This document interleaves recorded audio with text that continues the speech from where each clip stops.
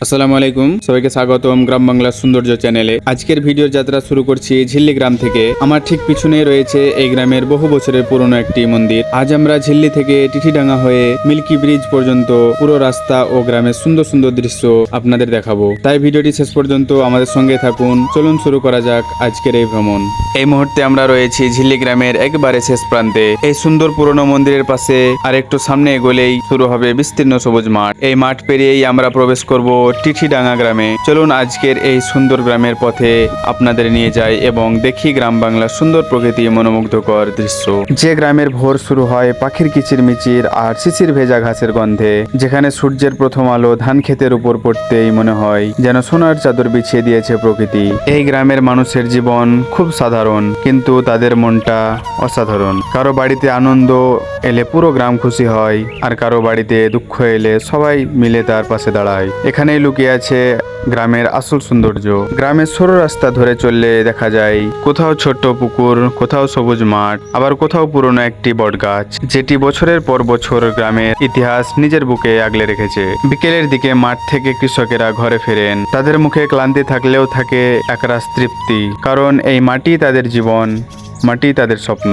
অন্যদিকে ছোট ছোট শিশুরা মাঠে খেলায় মেতে ওঠে, তাদের হাসির শব্দে মুখর হয়ে ওঠে পুরো গ্রাম। সন্ধ্যা নামতেই চারদিকে এক অন্যরকম শান্তি নেমে আসে। পাখিরা বাসায় ফিরে যায়, ঘরের জানালায় জ্বলে ওঠে মৃদু আলো, দূরে ভেসে আসে আজানের সুর, কোথাও আবার শোনা যায় মন্দিরের ঘণ্টা ধ্বনি। ভিন্ন বিশ্বাস, কিন্তু এই গ্রামের মানুষ ভালোবাসা আর সম্প্রীতির একসঙ্গে বেঁচে থাকার এ যেন এক অন্যান্য উদাহরণ। সময় বদলেছে, অনেকেই শহরে চলে গেছে, কাঁচা রাস্তা হয়েছে পাকা, মাটির ঘরের জায়গায় উঠেছে দালান, কিন্তু বদলায়নি এই মাটির গন্ধ, মানুষের আন্তরিকতা আর প্রকৃতির সেই চিরচেনা সৌন্দর্য। অবশেষে মাঠ পেরিয়ে টিঠিডাঙ্গা গ্রামে এসে পৌঁছেছি। সামনে গ্রামের রাস্তা, দুপাশে বাড়িঘর আর চারপাশে চেনা গ্রাম বাংলার পরিবেশ। শহরের কোলাহল থেকে অনেক দূরে এখানে জীবনটা একটু ধীরেই চলে। তবে টিঠিডাঙ্গা শুধু একটা গ্রামের নাম নয়, এই গ্রামের প্রতিটা রাস্তা, প্রতিটা বাড়ি, প্রতিটা মানুষের মধ্যে হয়তো লুকিয়ে আছে আলাদা আলাদা গল্প, আর সেই গল্পগুলোই আজ আপনাদের সামনে তুলে ধরবো। চলুন তাহলে মাঠ পেরিয়ে যখন টিঠিডাঙ্গা এসে পৌঁছেছি,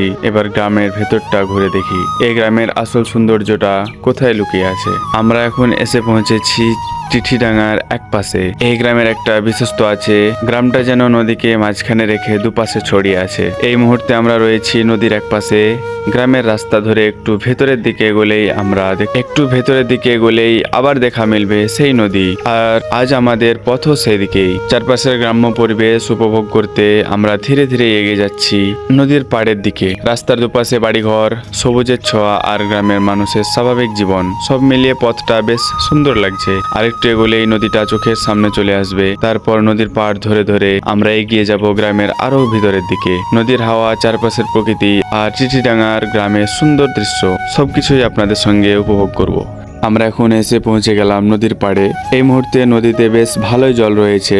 নদীর স্রোত, ঠান্ডা বাতাস আর চারপাশে সবুজ প্রকৃতি, সব মিলিয়ে জায়গাটা সত্যি মন ছুঁয়ে যাওয়ার মতো। তবে এই নদী শুধু গ্রামের সৌন্দর্যের অংশ নয়, বর্ষাকালে কখনো কখনো এই নদী হয়ে ওঠে গ্রামের মানুষের চিন্তার কারণ। বৃষ্টি যখন একটু বেশি হয় তখন নদীর জল দ্রুত বাড়তে থাকে, আর নদী যদি তার স্বাভাবিক সীমা ছাড়িয়ে যায় তখন আশেপাশের নিচু এলাকায় পানি ঢুকে পড়ে। সেই সময় গ্রামের মানুষের স্বাভাবিক জীবনযাত্রায় বেশ সমস্যা তৈরি হয়। চলাচল থেকে শুরু করে দৈনন্দিন কাজ সবকিছুই ভোগান্তি বাড়ে। তবু গ্রামের মানুষ প্রকৃতির সঙ্গে মানিয়ে নিয়ে জীবন চালিয়ে যান। আজ নদীটা শান্ত, চারপাশটাও সুন্দর, কিন্তু এই শান্ত নদী যে বর্ষাকালে অন্য একটা রূপ দেখা যায়, সেটা ভাবলেই বোঝা যায় গ্রামের জীবন আসলে কতটা প্রকৃতি নির্ভর। আর এই নদীর পাড় ধরেই এবার আমরা এগিয়ে যাব গ্রামের আরো ভেতরের দিকে। এই নদীর বাঁধটা শুধু একটা রাস্তা নয়, নদীর এপার ওপারের গ্রামের মানুষের প্রতিদিনের চলাচল একটা গুরুত্বপূর্ণ পথ। সামনে আমাদের গন্তব্য, আরো একটু দূরে এই গ্রামের বাঁধ ধরে এগিয়ে গেলেই আমরা পৌঁছে যাব ভুসকুল গ্রামে। ভুসকুল গ্রামের পথ, নদীর হাওয়া আর চারপাশের প্রকৃতি সবকিছু মিলিয়ে এই পথটিকে যেন আজকে যাত্রা শেষ গল্প বলে দিচ্ছে। আর ভুসকুল গ্রাম পেরিয়েই সামনে রয়েছে আমাদের আজকের গন্তব্য মিল্কি ব্রিজ। দূর থেকে চোখে না পড়লেও ব্রিজটা বেশ বড় ব্রিজ। ব্রিজটি নদীর দুই পাড়কে একসঙ্গে যুক্ত করেছে। একদিকে রয়েছে মিল্কি গ্রাম, অপরদিকে রয়েছে ভুসকুল গ্রাম, এবং দুই পাশে আরো অন্যান্য গ্রাম ছড়িয়ে রয়েছে। প্রতিদিন কত মানুষ এই ব্রিজ দিয়ে এক পাড় থেকে অন্য পাড়ে যাতায়াত করেন, কারো কাজের জন্য, কারো প্রয়োজনে, আবার কেউ হয়তো নিজের পরিচিত মানুষদের কাছে যাওয়ার জন্য।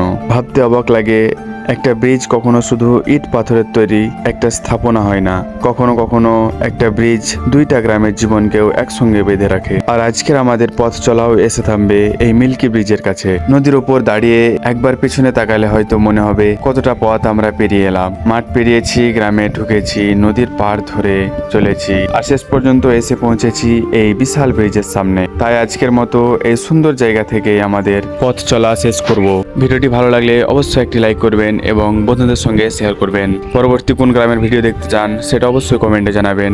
আমরা খুব তাড়াতাড়ি সেই গ্রামের ভিডিও নিয়ে আসার চেষ্টা করব। তো আজকের ভিডিও আমরা এই ব্রিজ থেকে শেষ করছি। দেখা হচ্ছে আবার পরের ভিডিওতে। ভালো থাকবেন, সুস্থ থাকবেন।